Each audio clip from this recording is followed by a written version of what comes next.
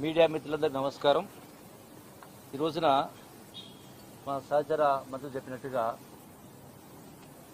10 సంవత్సరాలు పరిపాలన చేసినటువంటి కేసీఆర్ 16 మాసాల కాంగ్రెస్ పార్టీ పైన ఆరోపణలు చేస్తా ఉన్నారు.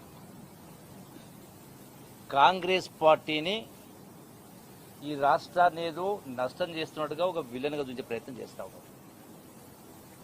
ఒక విషయం కేసీఆర్ మళ్ళీ జ్ఞప్తి చేస్తా ఉన్నారు. తెలంగాణ ఉద్యమ చరిత్ర 65 సంవత్సరాలు. మొన్న జరిగిన ఉద్యమం తర్వాత ఉద్యమ సందర్భంలో సోనియా గాంధీ గారు తెలంగాణ రాష్ట్రం ఇస్తే కాంగ్రెస్ పార్టీకి అటు ఆంధ్రాలో తెలంగాణలో నష్టం జరుగుతుందని తెలిసి కూడా రాజకీయ కోణంలో ఆలోచన చేయకుండా ఒక తల్లిగా అమరవీరులైనటువంటి పిల్లల కడుపు కోత ఎట్లుంటుందో తెలిసిన కన్న తల్లిగా సోనియా గాంధీ పెద్ద మనిషి చేసుకుని తెలంగాణ రాష్ట్రం ఇచ్చింది. మరి అటువంటి రాష్ట్రం ఇచ్చినటువంటి సోనియా గాంధీ నువ్వే దేవతని మాట్లాడినావు. సోనియా గాంధీ లేకపోతే తెలంగాణ రాష్ట్రం వచ్చేది కాదని పదే పదే మీరు పలు సందర్భాల్లో అసెంబ్లీ సాక్షిగా మాట్లాడడం జరిగింది. మరి ఆనాడు అచ్చా ఎట్లయింది, ఈనాడు మరి మీరు మాట్లాడడానికి అర్థం ఎట్లుంటుంది? రెండవది, 10 సంవత్సరాలనే గొప్పగా పరిపాలించిన దేశానికే ఆదర్శం లేనటువంటి గొప్ప గొప్ప మాటలు చెప్పినటువంటి కేసీఆర్కు ధనిక రాష్ట్రాన్ని కేసీఆర్ గారికి అప్పచెప్తే ధనిక రాష్ట్రాన్ని ఆనాడు 64,000 కోట్ల రూపాయలుంటే 21 మంది ముఖ్యమంత్రి పరిపాలన చేస్తే 64 సంవత్సరాలు ఎన్నో ప్రాజెక్టులు కట్టింది. నాగార్జున సాగర్ అనే శ్రీశైలం చాలా కట్టింది. అయినా కూడా 64 సంవత్సరాల్లో 21 మంది ముఖ్యమంత్రి పరిపాలిస్తే కేవలం 64,000 కోట్లు అప్పుంటే మీరు 10 సంవత్సరాలు ఒక్క ముఖ్యమంత్రి ఇలా 8 లక్షల కోట్ల అప్పు చేసింది నిజమా అబద్ధమా? మరి అబద్ధమైతే ఇలా ఈ ప్రభుత్వం రేవంత్ రెడ్డి గారి నాయకత్వాన నెలకు 6,000 కోట్ల రూపాయల పైచిలకు ఎందుకు కంతులు వడ్డీ అసలు కట్టాల్సి వస్తూ ఉంది?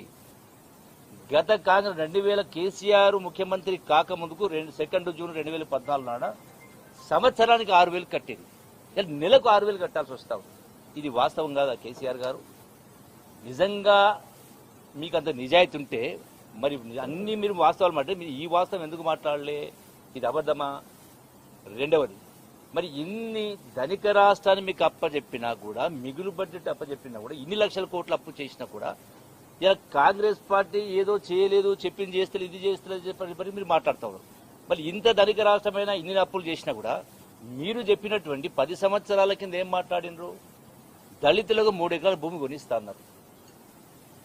నిరుద్యోగ యువకులు 3,000 రూపాయలు నిరుద్యోగ వృత్తిస్తా అన్నారు.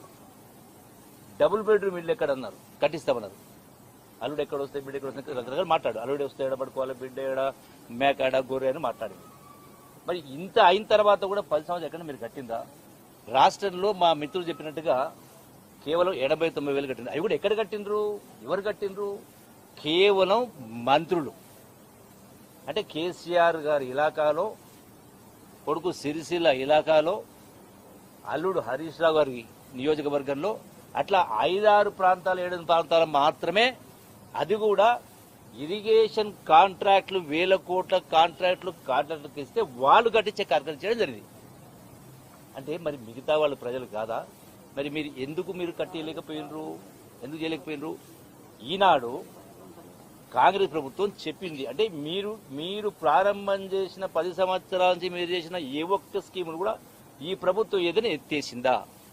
అది ఆనాడు రైతు భరోసా కావచ్చు, రైతు బంధు కావచ్చు, రుణమాఫీ కావచ్చు, పెన్షన్లు కావచ్చు, అట్లాగే ఆరోగ్యశ్రీ కావచ్చు, కళ్యాణ లక్ష్మి కావచ్చు, ఏది ఎత్తేలే కదా. అంటే ఇంత ఆర్థిక భార పరిస్థితి ఉన్నా కూడా ఏ ఒక్క స్కీమ్ మీరు చేసి ఎత్తివేయకుండా ఇవన్నీ చేస్తూ మళ్ళీ ఆనాడు కేసీఆర్ మాట్లాడుతున్నాడు. అంటే ఎక్కడి నుంచో వచ్చి కాంగ్రెస్ నాకు ఢిల్లీకి వచ్చి గొప్ప గొప్ప నాయకులు వచ్చి మాట్లాడారు కింద. మరి సోనియా గాంధీ ఇందిరా గారు చెప్పినటువంటి ఈ 6 గ్యారెంటీలు మీరు అమలు చేయడం లేదా? మీరు 10 సంవత్సరాల కాలంలో రుణమాఫీ చేస్తామని మీరు 10 సంవత్సరాలు చేసింది ఎంత? ఫిగర్స్ ఉన్నాయి కదా. మీరు మొదటిసారి 5 సంవత్సరాలు పరిపాలన చేస్తే 1,00,000 రూపాయలు మాఫీ చేయడానికి 5 సంవత్సరాలు పట్టింది. అవి వడ్డీకే సరిపోలే. రెండవ పర్యాయం వస్తే మీరు మళ్ళా చివరి సంవత్సరం అది కూడా కేవలం కొద్ది మందికి మాత్రమే మీరు ఇచ్చేటువంటి ఏర్పాటు చేయడం జరిగింది. అంటే ఒక విషయం. రెండవది అదే యూనివర్సిటీని అమ్మేసినట్టు మాట్లాడుతున్నారు. కేసీఆర్ గారు సరే గొప్ప మేధావి, 80,000 పుస్తకాలు చదివి మాట్లాడారు, పెద్ద గొప్ప అనుభవజ్ఞుడని.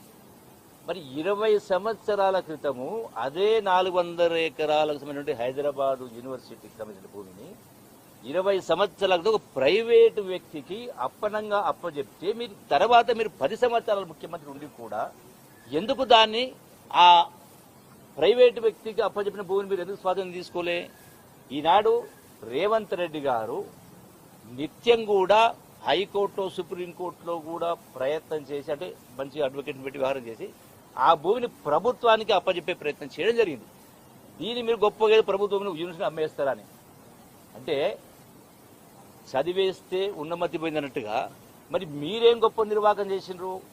అక్షయ పాత్ర లాంటి ఓఆర్ఆర్, బంగారు బాతుగుడ్డి లాంటి ఓఆర్ఆర్ ప్రతి సంవత్సరం 1000 కోట్ల రూపాయలు వచ్చే ఆదాయాన్ని మీరు అప్పనంగా కేవలం మీకు సంబంధించిన వాళ్లకు లావాదేవీలు చేసుకుని కేవలం 7,000 కోట్ల రూపాయలకే రింగ్ రోడ్డు అప్పచెప్పడమేమో, అమ్మేయడమేమో గొప్ప. మాట్లాడుతూ కొద్దిగా ఇంగిత జ్ఞానం ఉండాలి కదా. ఏ లెక్క ప్రకారం మాట్లాడుతున్నారు? ఏ ఒక్క విషయంలో కూడా ఈ రోజున ఈ ప్రభుత్వం ఇందిరమ్మ ఇల్లు ఇస్తా ఉంది, 20,000 కోట్ల రూపాయలు, 21,000 కోట్ల రుణమాఫీ చేయడం జరిగింది. అట్లాగే ఏమంటారు కదా, ఈరోజు నేను మీటింగ్లో అబ్జర్వ్ చేసిన, 10 సంవత్సరాల అధికారాలు పెట్టిన తర్వాత ఇవాళ ప్రతిపక్షంలో ఉండి కూడా